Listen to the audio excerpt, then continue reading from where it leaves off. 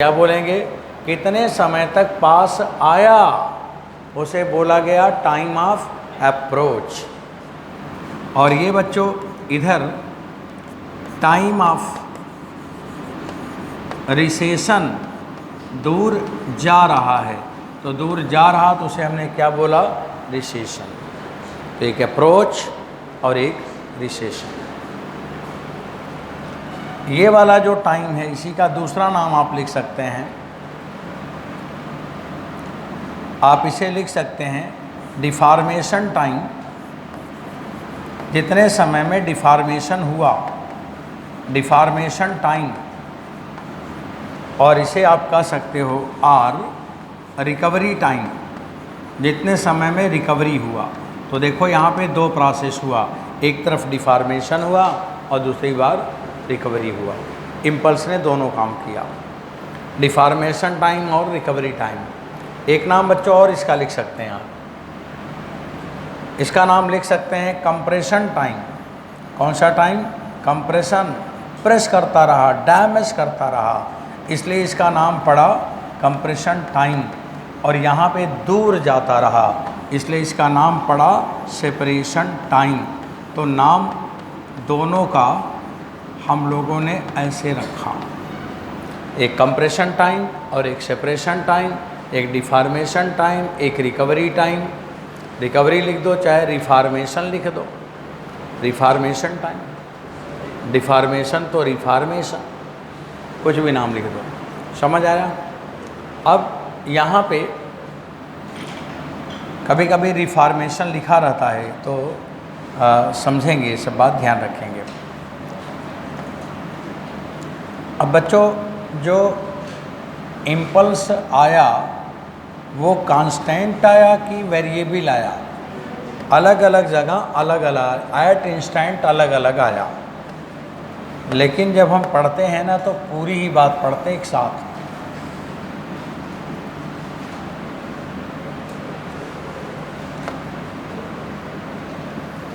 अब देखो ग्राफ बनाने जा रहे हैं, यहाँ तक कोलिजन हुआ है, यहाँ तक कोलिजन हुआ है। अब समझो, बात समझना, इम्पल्स तो बदलता रहा, लेकिन जिस लेवल में आप पढ़ रहे हैं उस लेवल में अब इम्पल्स को हमेशा हम एक ही मानेंगे। और वो इम्पल्स कौन सा होता है? एवरेज होता है।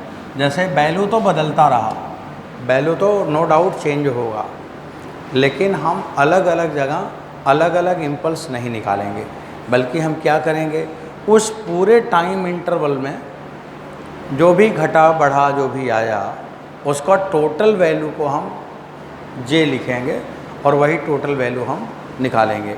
जैसे यहाँ से आप बहुत दूर कार लेके गए तो अलग अलग स्पीड अलग अलग होगी, लेकिन आपको एक स्पीड बताना होगा तो एवरेज बताओगे। इसलिए जो इम्पल्स है वो हमारा एक वैल्यू है पूरे इंटरवल में, जबकि इंस्टेंटेनियस पूछेंगे तो डिफरेंट होगा। लेकिन अगर हम पूरा एक ही लेके कैलकुलेट करें तो एक ही वैल्यू बताना होगा। तो जो हम जे लिख रहे हैं वो कौन से जे है? इंस्टेंटेनियस नहीं है, ड्यूरिंग द कोलिजन। क्या बोलूँगा? During the collision impulse is J. तो पूरे कोलिजन में इम्पल्स जे लिया जाएगा। समझ आ रहा मेरी बात? अब बच्चों यहाँ पे हम ग्राफ प्लॉट करेंगे। इधर की तरफ फोर्स है,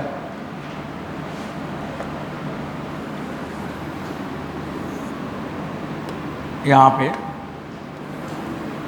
और इधर की तरफ टाइम है। ये टाइम एक्सिस है और वो फोर्स एक्सिस है। बताओ इधर कौन सा फोर्स लगेगा, उधर कौन सा फोर्स है? हाँ, इस एक्सेस पे क्या लिखा जाए? अपना बैग लेके पहले जगह बदलो, वहाँ से हटो। हाँ हटो, वहाँ से चेंज करो, प्लेस चेंज करो, इधर उधर कहीं बैठो, दोनों लोग हटो वहाँ से। और इधर दोनों लोग, ये लोग हटो, ये एक लोग हटो, उधर से शिफ्ट हो, कहीं दूसरी जगह भागो।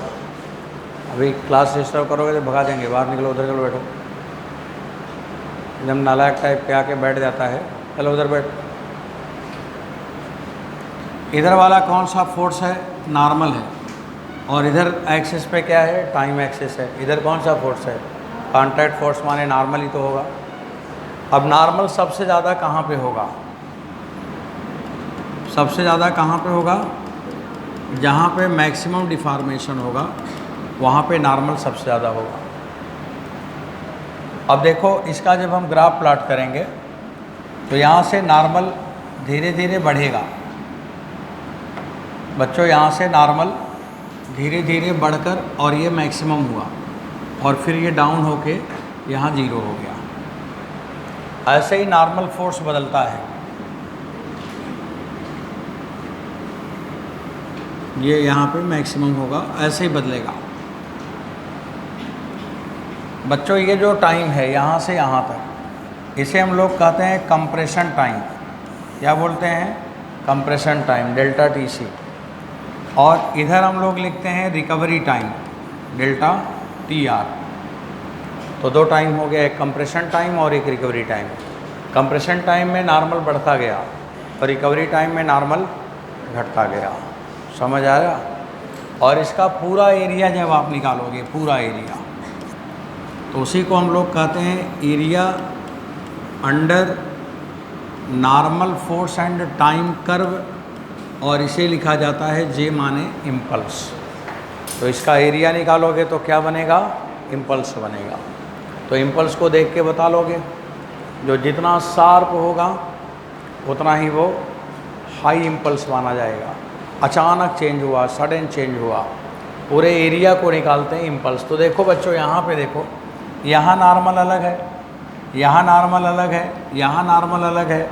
तो जैसे जैसे ये पहुँचता गया वैसे वैसे नॉर्मल बढ़ता गया। तो नॉर्मल वेरिएबल है कि नहीं? और नॉर्मल वेरिएबल है तो अलग अलग जगह इम्पल्स भी अलग अलग।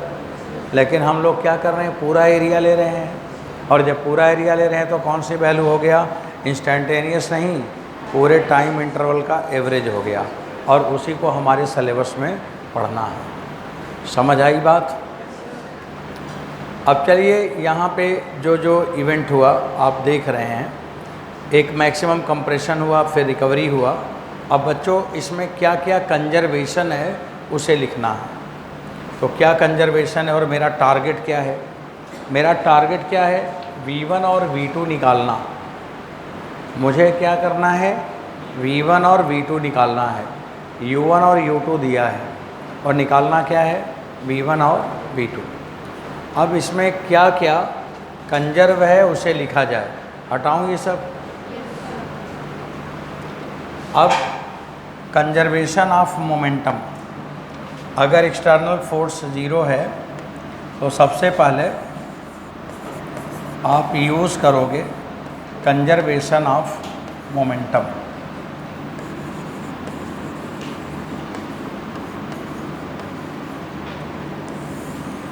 अब बच्चों कंजर्वेशन ऑफ मोमेंटम इसमें दिखाएंगे आप पूरा, यहाँ से लेके वहाँ तक। यहाँ शुरू करो, जहाँ पे टच किया तो इसका मोमेंटम है m1 u1 plus m2 u2। यहाँ पे जब मैक्सिमम डिफॉर्मेशन है तो वहाँ पे जो वेलोसिटी है वो कॉमन वेलोसिटी है। कौन सी वेलोसिटी है? कॉमन। कभी कभी पूछता है कि मैक्सिमम डिफॉर्मेशन पे वेलोसिटी क्या है वो बताओ, तो निकल जाएगा, आप यहाँ से निकाल लेना। और अगर अलग अलग हो गया तो m1 v1 plus m2 v2 हो गया। ऐसा यहाँ पे लिखा गया। अब बच्चों इसमें जो जो कैलकुलेशन है ना, लिखा है कि v is the velocity at which compression is maximum। v ऐसी वेलोसिटी है जिस पे कंप्रेशन मैक्सिमम हो जाए और इस v का मान निकाला जाए तो m1 u1 plus m2 u2 अपान m1 प्लस m2 ये हुआ। एक रिजल्ट तो आपको ये मिला, लेकिन हमारा टारगेट V1 और V2 है। तो जब V1 और V2 है तो मैं एक बार और लिख लूँ, M1U1 प्लस M2U2 और बच्चों बराबर M1V1 प्लस M2V2। इसको इक्वेशन नंबर 2 ले लो। अब आप बताइए V1 और V2 के लिए कम से कम कितना इक्वेशन चाहिए? 2। अब एक इक्वेशन तो बन गया, अब दूसरा इक्वेशन हम कहाँ से लाएं? अब दूसरा इक्वेशन मेरे को सर्च करना है कि कहाँ से लाएं।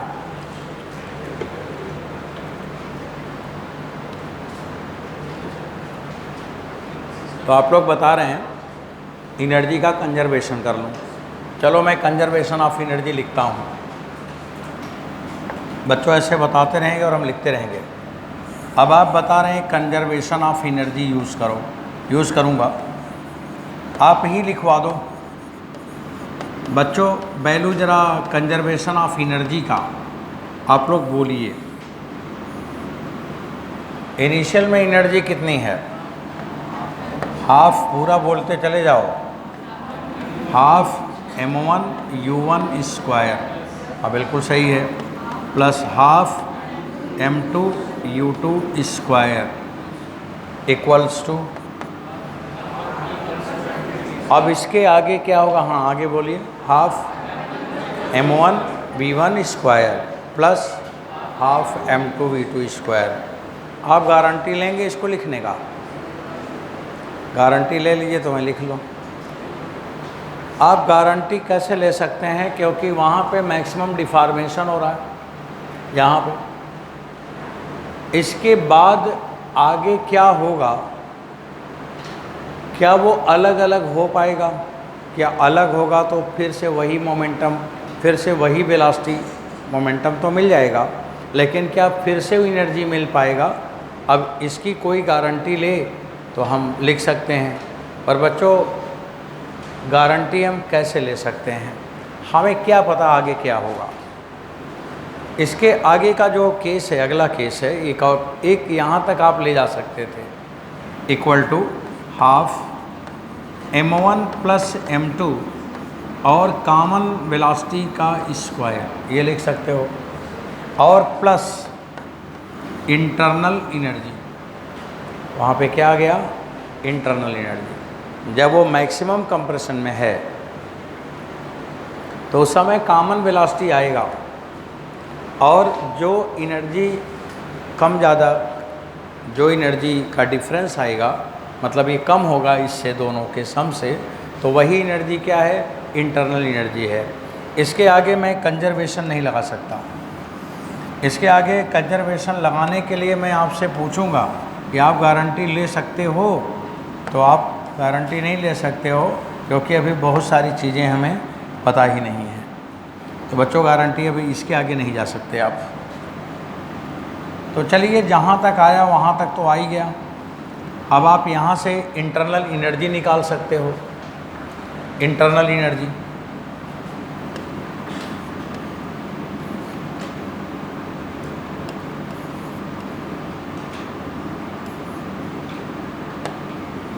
अब बच्चों आप लिखोगे इंटरनल एनर्जी।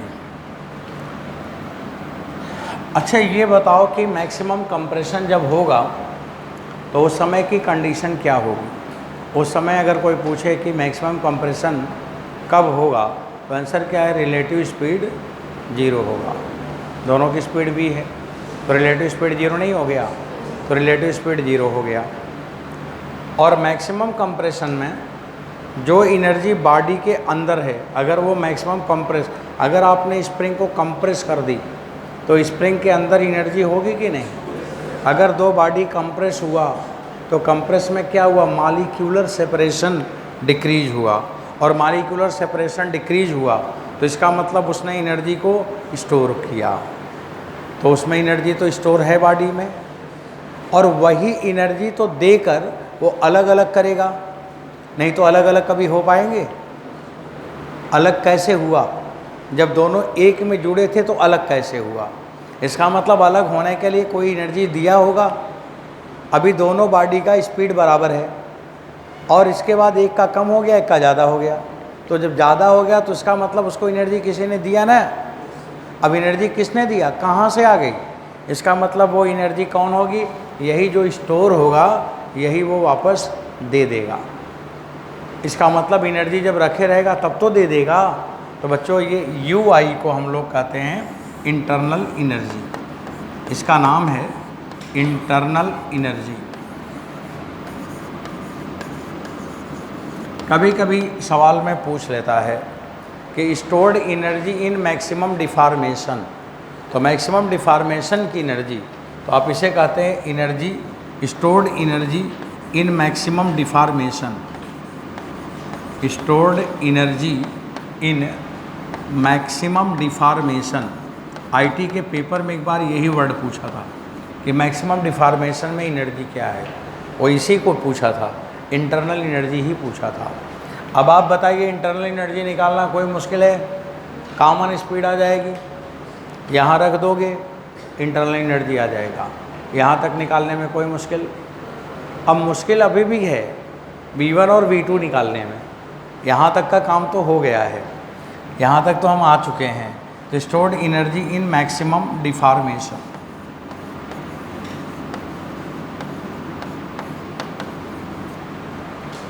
ये मैक्सिमम डिफॉर्मेशन की एनर्जी है। अब इसको समझाने के लिए जो मैक्सिमम डिफॉर्मेशन है, एक अलग से एक एग्जाम्पल लेते हैं, उससे आपको समझ आएगा। बच्चों बताना, एग्जाम्पल तो मैं लिख रहा हूँ, आप बताएंगे आप ही लोग। देखो ये कोई बॉडी है, यहाँ से मैं छोड़ूंगा, अब यहाँ से छोड़ूंगा तो ऐसे नीचे आएगा, अब नीचे आ गया, ये आ गया। इसके बाद फिर थोड़ा दूर दिखाते हैं कि आपको समझ आ जाए, फिर ऐसे होगा।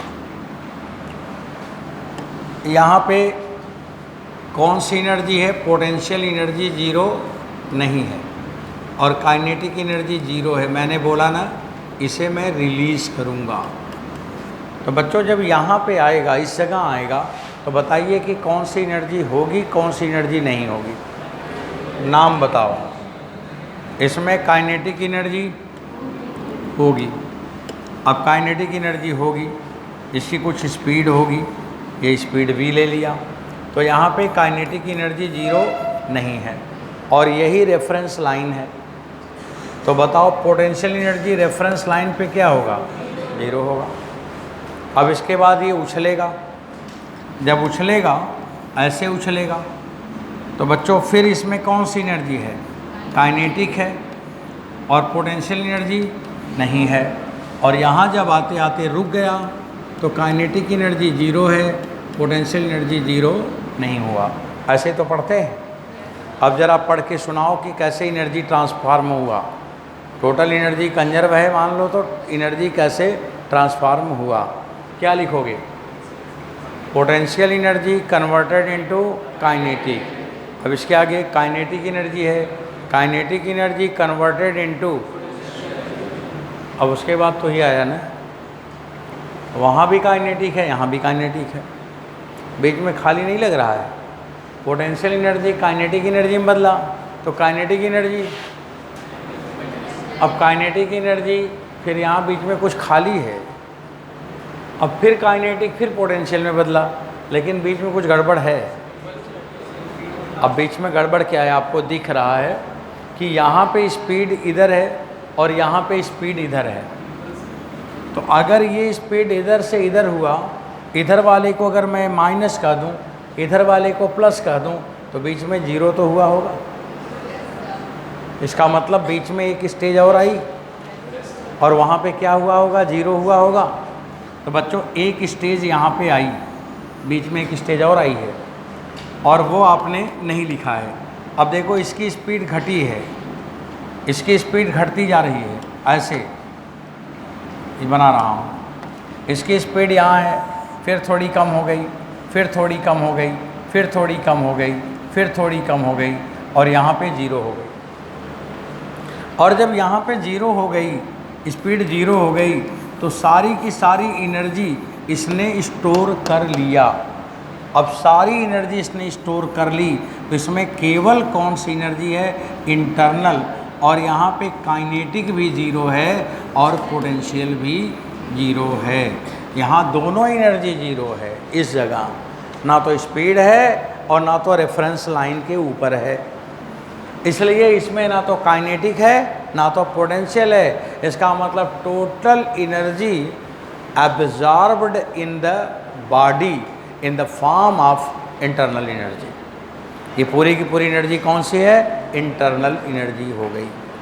और यहाँ पे जब ये टकराया तो इसी कंडीशन को हम क्या कहते हैं? Maximum compression, maximum deformation.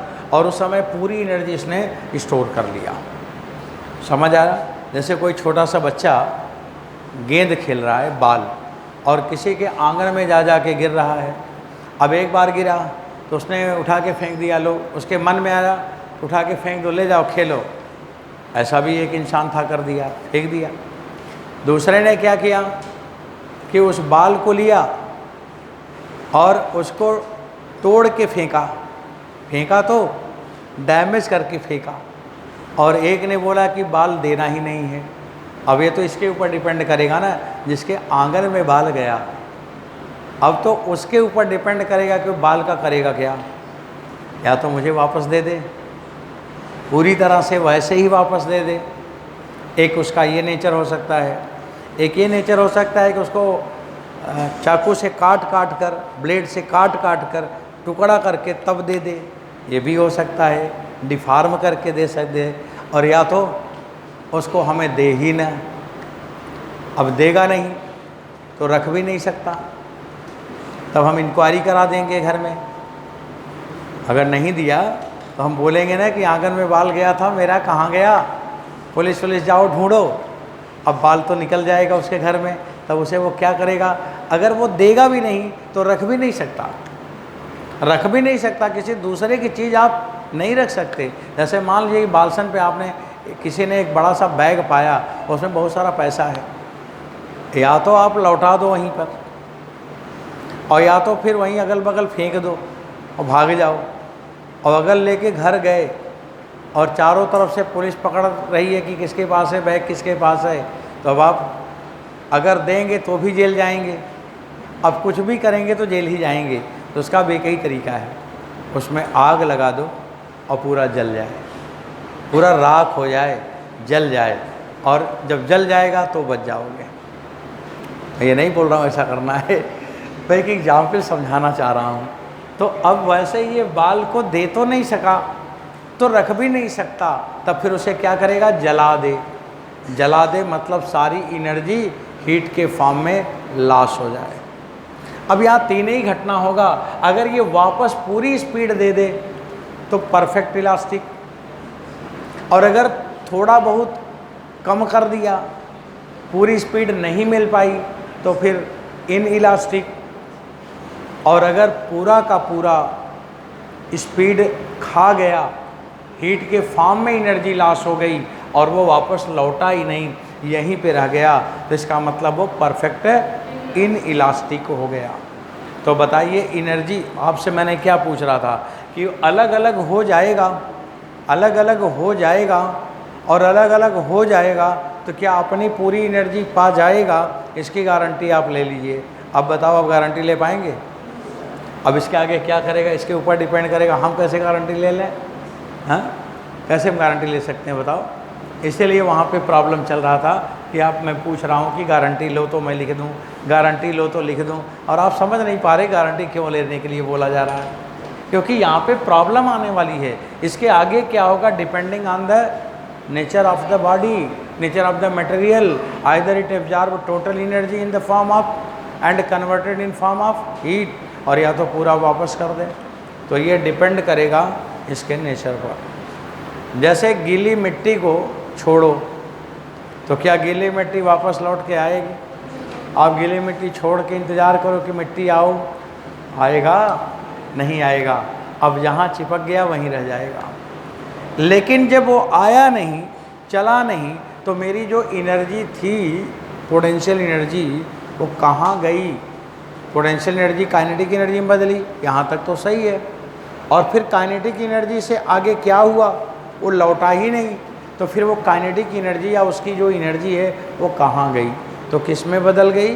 Heat के फॉर्म में, क्योंकि वो रख भी नहीं सकता, उसे देना ही है, वापस करना ही है, या करे और नहीं तो हीट के फॉर्म में लॉस करे। तो वो हीट के फॉर्म में लॉस हो जाएगा। तो आप देखोगे कि गीली मिट्टी थोड़ी सूख जाएगा। अगर गीली मिट्टी सुखाना है तो क्या करो? उठाओ ऊपर, फिर उठाओ ऊपर से, फिर उठाओ, कुछ देर बाद ऐसे करो, देखो सूख जाएगा, क्योंकि वो आपकी एनर्जी हीट के फॉर्म में बदलेगी और उसका टेम्परेचर बढ़ेगा तो पानी उसका इवोपरेट होगा। तो ऐसा प्रैक्टिकल कर सकते हैं बच्चों। फिर अब आगे बढ़ते हैं। अब देखो इसकी स्पीड क्या हुई, ये बढ़ना शुरू हुआ, ये बढ़ना शुरू हुआ और फिर ये वापस उछल गया। अब बताइए एनर्जी का ट्रांसफॉर्मेशन, पोटेंशियल काइनेटिक में बदला, काइनेटिक इंटरनल एनर्जी में बदला, इंटरनल एनर्जी फिर काइनेटिक में बदला और फिर काइनेटिक पोटेंशियल में बदला। ये एनर्जी साइकिल बना। समझ आ रहा? तो यहाँ की जो एनर्जी होगी इस समय जब इसकी स्पीड 0 हो गई तो केवल इसमें कौन सी एनर्जी है? It have only internal energy. इसमें बच्चों यहाँ पे इंटरनल एनर्जी है, ना तो काइनेटिक एनर्जी है ना तो पोटेंशियल एनर्जी है। चलिए यही बात मैं वहाँ पे लिखना चाह रहा था। अब पूरे लोग तैयार हैं, आगे जाऊँ मैं? इंटरनल एनर्जी का कोई आइडिया आया?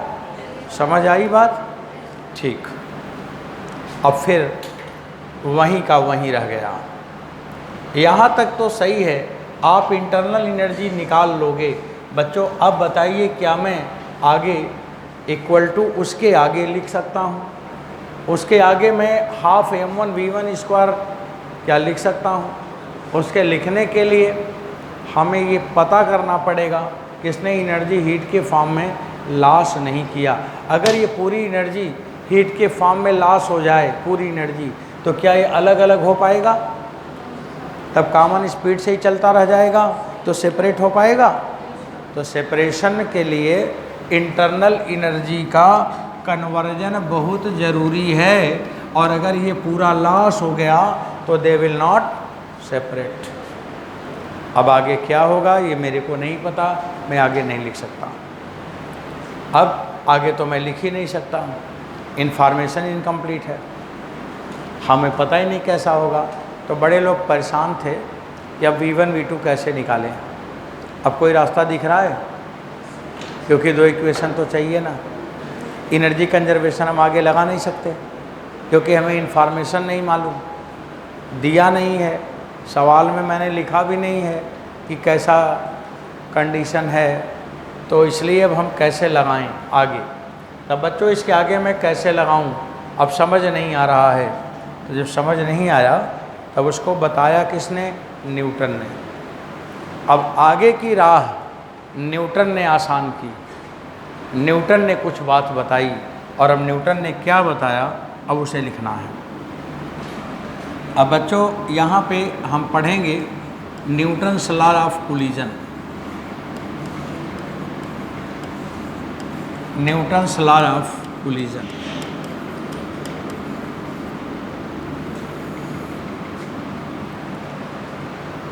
अब न्यूटन ने सब लोग न्यूटन के पास गए, पूछे न्यूटन समझ नहीं आ रहा, ये V1 V2 निकालूं कैसे? बोले कहाँ नहीं समझ आ रहा?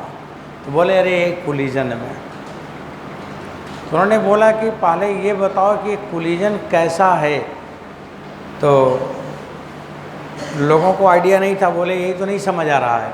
बोले पहले तो ये समझो कि कोलिजन कैसा है, और ये कैसे जानोगे कि कोलिजन कैसा है। अब कोलिजन कैसा है जानने के लिए आपको ये समझना है कि जब दोनों बाल रेस्ट में थे, जब दोनों रेस्ट में थे, दोनों की रिलेटिव वेलोसिटी 0 थी, दोनों मैक्सिमम कंप्रेशन में थे, दोनों की स्पीड कॉमन थी, तो उस समय, क्योंकि उसी के बाद अलग होगा, उस समय उनकी कंडीशन क्या है? मतलब कब की कंडीशन, जब रुके थे। कौन सी सिचुएशन, जब रुके थे। कौन सा सिचुएशन, जब रेस्ट में थे, इसलिए नाम पड़ा रेस्टिचुएशन, रेस्ट प्लस सिचुएशन। तो न्यूटन ने कहा कि जब ये रेस्ट में थे उस समय क्या हुआ, उसे जान जाओ तो कोलिजन कैसा था पता लग जाएगा। रुके हुई अवस्था में इन दोनों ने क्या किया, इन दोनों की कंडीशन क्या थी, इसे जान जाओगे तो समझ जाओगे कोलिजन कैसा था। न्यूटन का ये कॉन्सेप्ट आया। वैसे ही अपना फिलासफिकल बात बोलते थे, तो उन्होंने बोला कि तुम्हें ये पता करना होगा रेस्ट की कंडीशन में क्या था, तो उसका नाम क्या पड़ा। न्यूटन ने जब भी कोई चीज़ पढ़ा, विस्कासिटी पढ़ा तो कोफिशिएंट ऑफ विस्कासिटी दिया, फ्रिक्शन पढ़ा तो कोफिशिएंट ऑफ फ्रिक्शन दिया, हाँ, और यहाँ पढ़ा तो कोफिशिएंट ऑफ रेस्टिचुएशन दिया। पहला उनका नाम है कोफिशिएंट लाना। तो ई का मान क्या है, इन्होंने क्या बताया कि रेस्ट के कंडीशन में क्या हुआ। तो यहाँ पे रेस्ट की कंडीशन में क्या हुआ उसके जानने के लिए उन्होंने कहा कि देखो यहाँ दो टाइम है, एक कंप्रेशन और एक रिकवरी, और ये ई माने नंबर है, डायमेंशनलेस।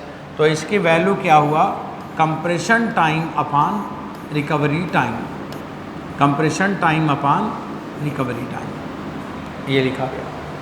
कंप्रेशन और रिकवरी टाइम से आप पता कर लोगे कि कोलिजन कैसा है। अब बच्चों इसको मैं कैसे पता करूँगा दिखाता हूँ, एक एग्जाम्पल समझने के लिए। जैसे मान लो एक कोई आदमी कोई सामान का पैकिंग वैकिंग करा के गया है घूमने, और गया ऑस्ट्रेलिया घूमने, सामान की पैकिंग वैकिंग करा के गया। अब एक दुकान पे रख के गया, घूम टहल के आया, तो जैसे उसका पैकेट था वैसे ही है, उसमें कोई डिस्टरबेंस नहीं है, तो फिर उसको कोई डाउट नहीं होगा। फिर उसने अपना पैकेट उठाया लेके चला आया। तो जितने समय में वहाँ पे रखा उतने समय में उठाया लेके चला आया। मतलब जब पहला केस आया कि कंप्रेशन टाइम और रिकवरी टाइम बराबर है, यहाँ लिख दूँ बच्चों, कंप्रेशन टाइम और अगर रिकवरी टाइम बराबर है, दोनों बराबर है, तो ई का मान क्या होगा 1, ई का मान 1 का मतलब नो लॉस इन एनर्जी, 1 का मतलब 100%, इसका मतलब ये होता है जो मैं लिखूं 100% रिगेन, ऐसे लिखते हैं 100% रिगेन, मतलब जितनी स्पीड उसकी थी वो पूरा का पूरा उसको मिल गया।